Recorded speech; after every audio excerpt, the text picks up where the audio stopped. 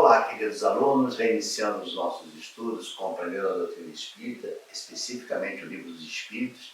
Vamos dar continuidade à parte que estamos falando sobre os três reinos, parte 2, capítulo 11, onde tratávamos dos animais e do homem, como de costume, até porque é uma questão de bastante dificuldade de entendimento e, inclusive, com muitas confusões que são feitas em divergência àquilo que a doutrina espírita nos apresentou. E eu sempre digo e aconselho, aqueles que não entendem, não querem seguir a doutrina espírita, não são obrigados.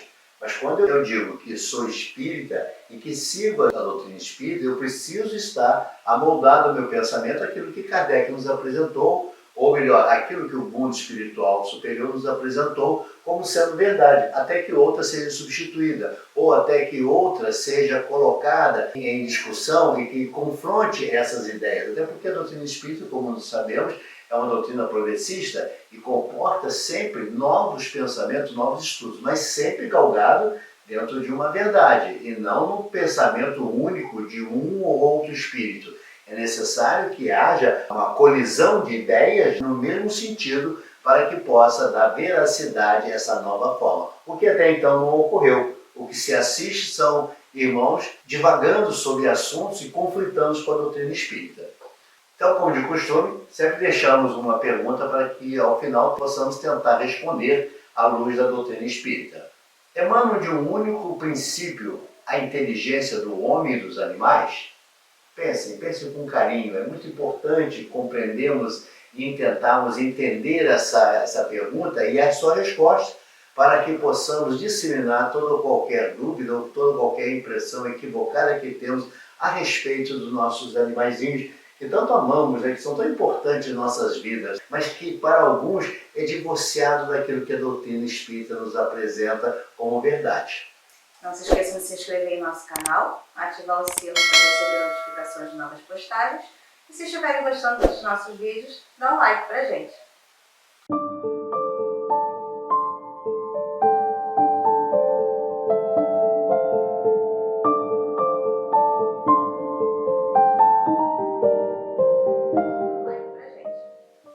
Então, lá na questão 597, onde inicia essa conversa nossa sobre os animais, propriamente dito, ele nos fala o seguinte: os animais possuem um princípio inteligente, podendo até se dizer uma espécie de alma. Olha, podendo até se dizer uma espécie de alma, estritamente circunscrito à definição de princípio inteligente universal. É, porém, inferior à do homem. Há entre a alma dos animais e a do homem distância equivalente à que medeia entre a alma do homem e Deus. Então, olha que distinção enorme nós temos entre os nossos animaizinhos e o homem. A nos comparar o que somos nós a Deus. Nós seremos deuses? Nunca. Nós teremos a condição de nos aproximar de Deus na condição da mesma igualdade de Deus? Claro que não. Seremos sempre criados, nunca criador. Então, após a morte, conserva a sua individualidade dos animais, como ele aqui bem coloca, mas não a consciência do seu eu. A vida inteligente lhe permanece em estado latente. Então ele está te mostrando que os animais conservam o seu princípio inteligente quando morrem? Sim, mas eles têm consciência de seu eu? Não, eles não têm consciência do seu eu. Falamos na aula passada sobre princípio inteligente e hoje estamos voltando a tocar nesse assunto. O que é esse princípio inteligente, afinal? Lembra que nós estudamos lá sobre os elementos gerais do universo, lá no início do Livro dos Espíritos? E nós falamos que haviam dois elementos gerais do universo, que era o princípio espiritual e o princípio material. O princípio espiritual era o que daria origem ao espírito. E o princípio material, o que daria origem à matéria. Quando estamos falando agora dos animais, do homem, dos reinos, a gente está falando do quê? Do princípio inteligente universal, que é o elemento primitivo espiritual, cuja natureza desconhecemos. É suscetível de elaboração e desenvolvimento evolutivo para a formação de individualidades inteligentes em união com a matéria. Então, olha aí eles mostrando que esse princípio inteligente tem que estar em contato com a matéria para a sua elaboração e para a sua evolução, até chegar à sua individualização no espírito. E o que nós estamos trazendo essa distinção para vocês é justamente por quê? Porque os animais, eles possuem princípio inteligente. Mas esse princípio inteligente continua sendo elaborado para formar o espírito. Os animais pararam ali, no princípio inteligente. E essa é a distinção. E isso que ele fala, que essa distância dos animais para o homem é tão grande quanto a distância do homem para Deus. Quando ele fala essa distância, nós estamos falando em aquilo que anima a matéria. Então, aquilo que anima a matéria, no caso do animal, é o princípio inteligente. Então, ele compara esse princípio inteligente ao espírito do homem. E aí compara o espírito do homem ao Criador, a Deus. Então, essa distância que há de um e do outro é que ele mostra essa distinção, essa analogia, esse distanciamento, mostrando que aquele princípio inteligente que fora criado para animar a matéria animal, o fluido universal que vai dar origem ao animal, este é princípio inteligente. Aquele que fora criado para animar o homem, para o humanizar, ele recebe a condição de espírito e não mais princípio inteligente. A gente sabe que são questões bastante difíceis de serem discutidas, há muitos conflitos, mas sempre o convite que fica, leiam o livro dos Espíritos, leiam a doutrina, leiam a Gênese. É muito importante conhecermos, é muito importante entendermos essa distinção. Na obra de André Luiz, eu gosto muito de citá-la, Evolução em Dois Mundos, ele mostra essa dicotomia clara entre o que é construção espiritual, princípio inteligente, espírito, e o que é matéria. O que é a construção, por que a necessidade desse princípio inteligente animar a matéria para se evoluir. Então ele mostra essa distinção, é importante essa leitura, esse conhecimento. Então, na questão 599, já falamos sobre isso, inexistindo livre-arbítrio no princípio primitivo espiritual, espécie de alma ou alma do animal, não há como ele fazer escolha de em que espécie de animal irá reencarnar. Então não cabe a ele essa escolha. O que já cabe ao homem, no espírito, essas escolhas de escolher reencarnar. suas provas, o seu local de onde ele vai reencarnar, logicamente respeitando se ele tem amadurecimento para isso, senão ele é ajudado pelos espíritos orientadores. Mas ao homem é possível essa escolha, ao animal não, porque ele não tem livre-arbítrio, ele não tem o que espiar, e simplesmente o seu princípio é reaproveitado para o animal um novo corpo, mas ele não tem escolha. E ele continua nos informando que ele fica numa espécie de erradicidade. Não é erradicidade que o espírito fica, e sim esse princípio inteligente fica numa espécie de erradicidade, pois que não mais se acha unido ao corpo, mas não é um espírito errante. E note-se que ele está falando aqui, que é uma espécie de alma, ou seja, ele está diferenciando da alma de um espírito encarnado. Ele fala que é uma espécie de erraticidade, ou seja, diferenciando que não é o mesmo período entre uma encarnação e outra. Então nota que ele está sempre fazendo uma distinção em relação aos animais. Então ele afirma que não é um espírito errante, porque ele diz o quê? O espírito errante é aquele ser que pensa e obra por sua livre vontade. Dentro da faculdade não dispõe os animais. Então, somente o espírito que anima, o espírito e não princípio inteligente, vai habitar na erradicidade, vai poder fazer escolha, vai ter vontade, vai ter livre-arbítrio para poder tomar suas decisões, o que os nossos animaizinhos não possuem. Então, a consciência de si mesmo é o que constitui o principal atributo do espírito. Então, só o espírito tem consciência de si mesmo. Por isso, ele é responsabilizado, coisa que o animal não é. O do animal, depois da morte, é classificado pelos espíritos a quem incumbe essa tarefa e utilizado quase imediatamente. Não lhe é dado tempo de entrar em relação com outras criaturas. Então ele está mostrando que existe uma organização no mundo espiritual, que existem espíritos encarregados a fazer com que esse princípio inteligente, automaticamente, logo após a morte do corpo físico, da matéria, ele possa ser alocado em uma outra matéria para continuar o seu processo de maturidade. Porque assim, ele evolui dentro da sua própria espécie. Ou seja, ele é animal, ele continua evoluindo dentro do reino animal. E diferente do espírito. Que é o reino hominal, porque a doutrina ela classifica o homem em outro reino, o reino hominal. Porque na ciência essa divisão é o mineral, o vegetal e o animal. Já a doutrina espírita, ela abre mais uma chave dizendo que existe o reino hominal, onde ele distingue o homem do animal. Então a lei do progresso atua também nos animais, como você colocou, entretanto são sempre inferiores ao homem e se lhe acham submetidos, tendo neles o homem servidores inteligentes. Então eles são colocados dentro da criação como indivíduos, vamos chamar indivíduos, como espécies, para auxiliar, para servir ao homem. É essa a função do animal. Eles também auxiliam o progresso, através da sua força. Então o animal ele é importante sim. Agora, a condição de que o animal chegará a ser homem um dia, vamos com calma. Vamos. Assim, os animais progridem pela força das coisas e não por vontade, razão porque não estão sujeitos à expiação. Então, o animal ele vai progredir por força, pelo instinto, mas jamais ele terá a razão, jamais ele terá a vontade, jamais ele terá o desejo. Por quê? Porque ele é somente um princípio inteligente. Não habita nele um espírito. Isso está lá na questão 601 a 603.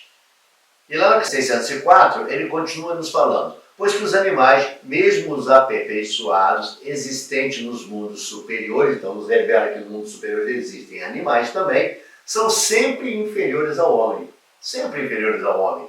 Segue-se que Deus criou seres intelectuais perpetuamente destinados à inferioridade, o que parece em desacordo com a unidade de vista e de progresso que suas obras revelam. Então, essa é uma afirmação que fazem ao mundo espiritual. Deus colocou os animais sempre inferiores, são sempre submetidos à vontade do homem, e eles vão nos responder dizendo o seguinte: tudo na natureza se encadeia pelos elos que ainda não podeis aprender.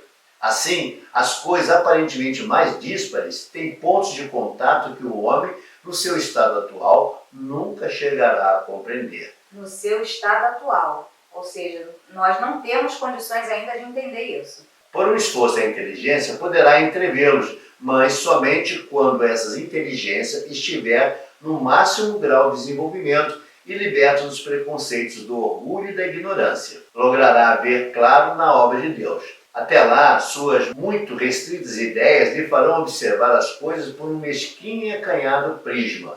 Sabei não ser possível que Deus se contradiga e que, na natureza, tudo se harmoniza mediante as leis gerais, que por nenhum de seus pontos deixa de corresponder à sublime sabedoria do Criador. Então ele está nos dizendo que nós não temos a competência, não temos o conhecimento para compreender essa razão por que o princípio inteligente está na condição de servir ao homem. Por que ele não salta para evoluir, para se tornar espírito? Não nos é dado conhecer essa verdade. É claro que muitas interrogações surgem daí, mas eles nos afirmam que está muito longe esse conhecimento nosso por falta de inteligência e que precisará muito tempo para que a gente possa compreender os desígnios do Criador e mostrar que o Criador ele não conflita com suas leis. Ele não cria leis que possam criar situações de dúvida. Muito ao contrário, o que existe são incompreensão de suas leis. Ou seja, essas interrogações que nós temos de que se ele está sendo justo ou injusto, elas estão na medida da nossa imaturidade espiritual. Porque a gente consegue ver só de acordo com o que a gente já passou, tudo que a gente já experimentou. E nós estamos ainda no mundo de provas e expiações, ou seja, nós estamos ainda muito próximo da origem, para poder conseguir entender a magnificência da obra de Deus. Então, o que deve ser fixado é que o princípio inteligente que anima os animais não salta para ser homem, não evolui para ser homem. Ele foi criado para a condição de servir ao homem. Ele tem o propósito de servir ao homem. Então a inteligência é um ponto comum entre esses reinos, porém a do animal é puramente material e a do homem moral. Não há no homem duas almas, a alma animal e a alma espírita. O corpo, porém, tem seus instintos resultantes da sensação peculiar aos órgãos. Dupla, no homem, só é a natureza. Há nele a natureza animal e a natureza espiritual. Participa pelo seu corpo da natureza dos animais e de seus instintos. Por sua alma participa da dos espíritos. Então está te mostrando que a matéria, a construção hominal, ela tem esse princípio que é do mundo animal e do mundo nominal. Ou seja, mostrando aqui que não existem transições bruscas. Que esse mesmo princípio inteligente que alimenta essa natureza animal, que é peculiar tanto dos homens quanto dos animais, tem os mesmos instintos, as mesmas forças que regem. Tudo isso está ligado à nossa matéria, à nossa preservação. Já no homem tem algo a mais, que é uma natureza espiritual, que é o que nos leva à nossa perfeição moral, que é o que faz nos aproximar de Deus. E é nisso que temos que ter muito cuidado. Em qual natureza nós vamos permitir alimentar e crescer? Animal ou espiritual? E nós estamos aqui para alimentar muito pouco a animal e fazer com que a natureza espiritual, essa sim, possa aflorar. Esse é a nossa dever, essa é a nossa obrigatoriedade, fazer com que a nossa natureza espiritual brilhe e não na nossa natureza animal. Talvez agora vocês estejam entendendo por que em outras aulas nós cansamos de afirmar que o egoísmo foi importante. Por causa do instinto de preservação, que é inerente também aos animais. Ou seja, a gente tem que sobreviver. Então, nos mundos primitivos, onde o homem ainda tinha a sua inteligência ainda pouco desenvolvida, afloravam esses instintos, justamente por quê? Para se manter vivos. Mas a partir do momento que o homem vai elaborando a sua consciência e vai melhorando, vai ganhando inteligência, desenvolvendo outras formas, pensando em Deus, a partir daí chega o momento de você abandonar esse lado material, ou seja, se desapegar desses instintos que nos tornam egoístas, para quê? Para nos elevarmos para cuidar do lado moral, porque entendemos que a matéria é transitória, mas o espírito não, o espírito é eterno.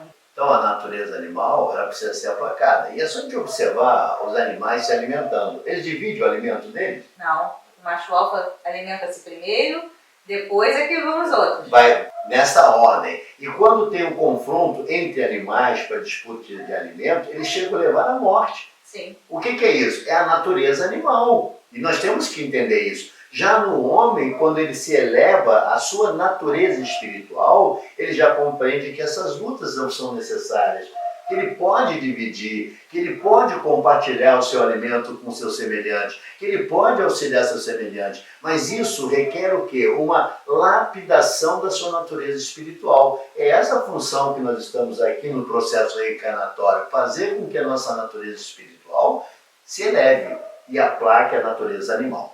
Lá na questão 605A, ele nos fala: quanto mais inferior é o espírito, tanto mais apertados são os laços que ligam a matéria, como já falamos.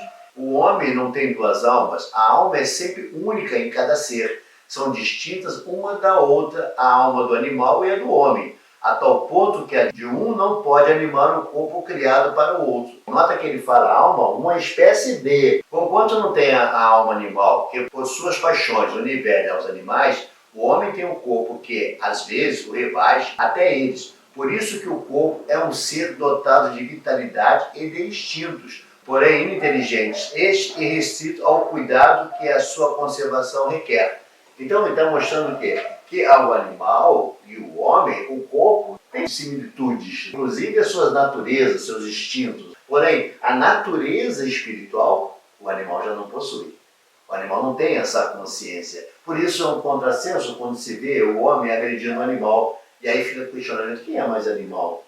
Nesse momento, me parece que o espírito, o homem, deixa a natureza animal dele ser maior do que a natureza espiritual e se assemelha ao animal. Como diz aqui, se rebaixa até eles. Se rebaixa por quê? Porque o homem é tido como um ser superior aos animais. A sua natureza é superior aos animais. Mas às vezes os seus comportamentos se nivelam ou até se rebaixam dos animais.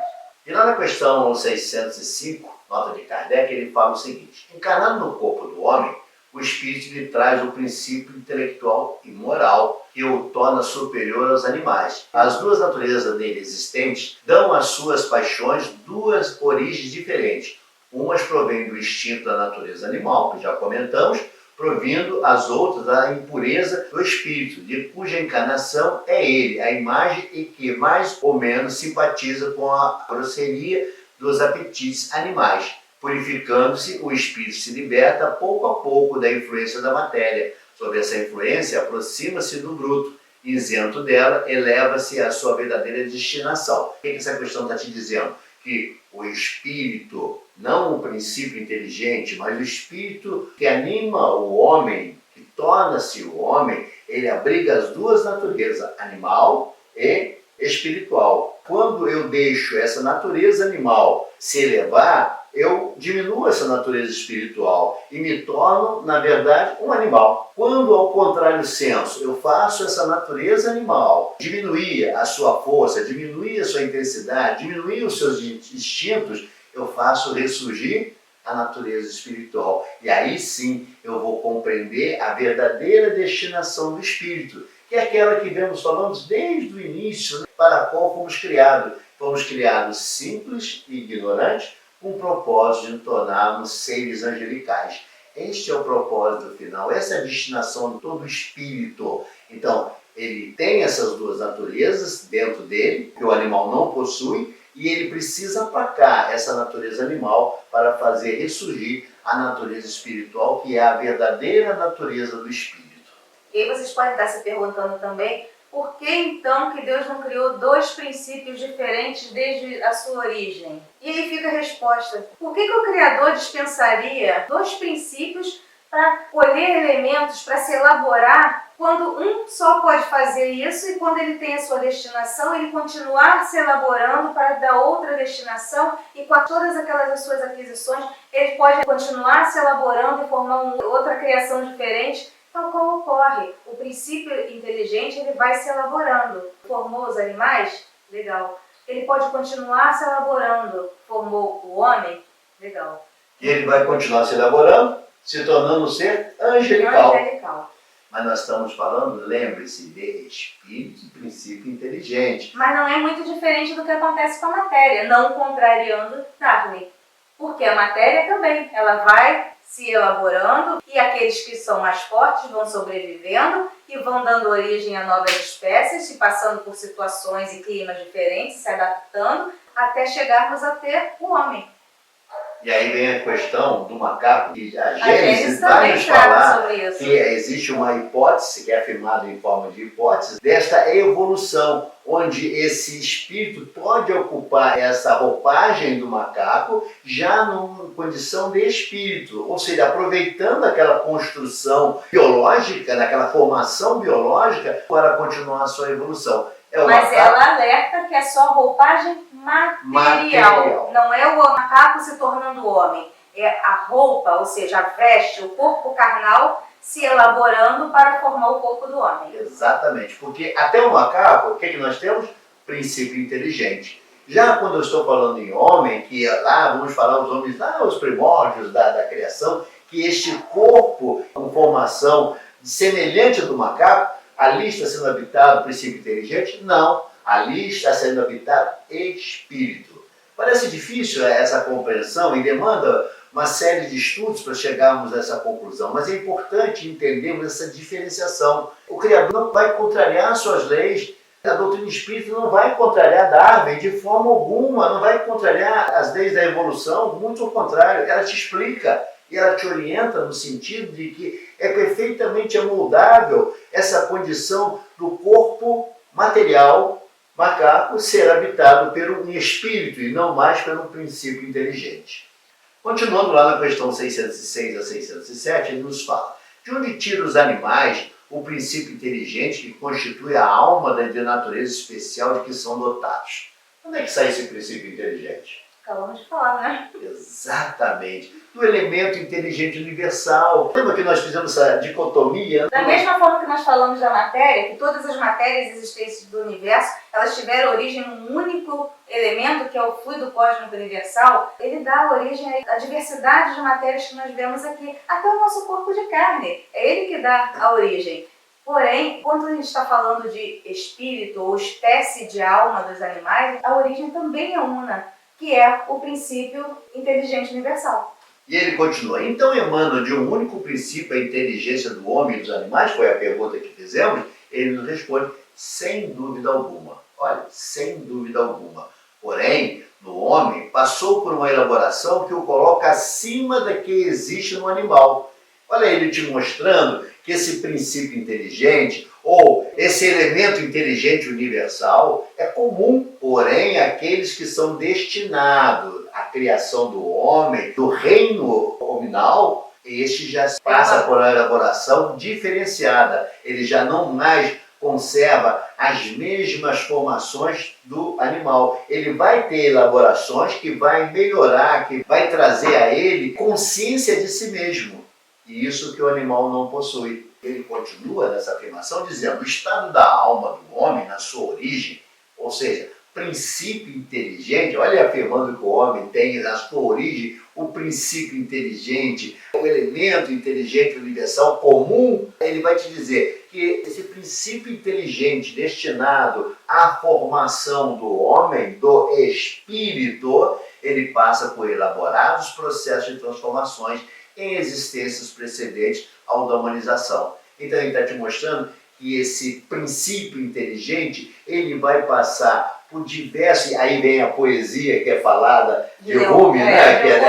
Que também repete em suas obras, ele vai te mostrar de uma forma poética por que afirma-se que o espírito, para habitar o homem, ele passa por todos os reinos, para que ele possa ganhar o quê? A perfeição. E até vale a pena lembrar, quando ele fala: a alma dorme na pedra, sonha no vegetal, agita-se no animal e acorda no homem. E Rumi fala: primeiro foste mineral, depois te tornaste planta e mais tarde animal. Olha, esses dois nos falando a mesma coisa, dizendo o quê? Que o princípio inteligente, ele vai estagiar, ele não será, ele só vai estagiar nesses reinos para adquirir algumas características necessárias para a sua evolução. E o homem, como assim, sou pedra? Não, você ganha o quê? A canção. A química explica. A química vai te explicar isso. Então, olha, mostrando que Deus não se engana em suas leis, muito ao contrário, Ele está a te dizer que tudo sofre transformações, contínuas transformações, até a elaboração final. Esse é o estágio final do espírito, do homem? Não. Ainda temos outros estágios? Sim. Que estágio é esse? O estágio angelical, que ainda não atingimos, que não chegamos a esse estágio de perfeição. Mostrando que também ainda estamos nos elaborando, porque nós ainda não alcançamos a perfeição. O princípio inteligente atingiu o estágio nominal, mas nós, enquanto homens encarnados, estamos ainda nos elaborando para nos tornarmos angelicais, espíritos angelicais. Então, concluindo, lá na questão 607A, ele nos fala: parece que assim se pode considerar a alma como tendo sido o princípio inteligente dos seres inferiores da criação? Não? E ele responde: já não dissemos que tudo natureza se encadeia e tende para a unidade desses seres, cuja totalidade estás longe de conhecer, é que o princípio inteligente se elabora, se individualiza pouco a pouco e se ensaia para a vida, conforme acabamos de dizer. É, de certo modo, um trabalho preparatório, como a da germinação, por efeito do qual o princípio inteligente sofre uma transformação e se torna espírito. Entra, então, no período da humanização, começando a ter consciência do seu futuro, capacidade de distinguir o bem do mal e a responsabilidade dos seus atos. Assim, a fase da infância se segue à da adolescência, vindo depois a da juventude e da madureza. Aliás, até tem uma forma didática que se mostra em que o princípio inteligente seria um E minúsculo e o espírito seria o E maiúsculo, justamente para mostrar que o E minúsculo é que esses seres da natureza são possuidores, mas aquele que tem a destinação de ter um E maiúsculo, esse vai ter uma destinação específica e que continuará a sua jornada evolutiva até chegar à perfeição. Esse E maiúsculo, ele tem responsabilidade, ele tem livre-arbítrio, ele tem consciência de si mesmo. E é por isso que esse E maiúsculo é responsabilizado pelos seus atos. O que o E minúsculo, que tem um princípio inteligente, não pode ser responsabilizado, não pode sofrer as penalizações pelos seus equívocos, pelas suas escolhas, porque ele não tem essa consciência de si. Coisa que o E grande, aquilo que somos, encarnado, todos nós temos essa responsabilidade e a consciência de nossos atos. E por isso que, quando transgredimos as leis do Criador, somos responsabilizados. O animal, quando mata, o animal, quando vai saciar sua fome, quando ele combate a outra espécie, ele não é responsabilizado. Por quê? Porque ele está agindo por instinto, ele está cumprindo uma função para a qual ele foi criado. Ao homem, não. O homem, nós temos a consciência dos nossos atos e por isso somos responsabilizados quando transgredimos as leis da natureza, as leis do Criador. Então, resumindo, o Ezinho pequeno, como foi citado aqui, o princípio inteligente, ele estagia nos diversos reinos da natureza e para cada espécie que ele vai formando, algumas aptidões ele aproveita, outras ele despreza.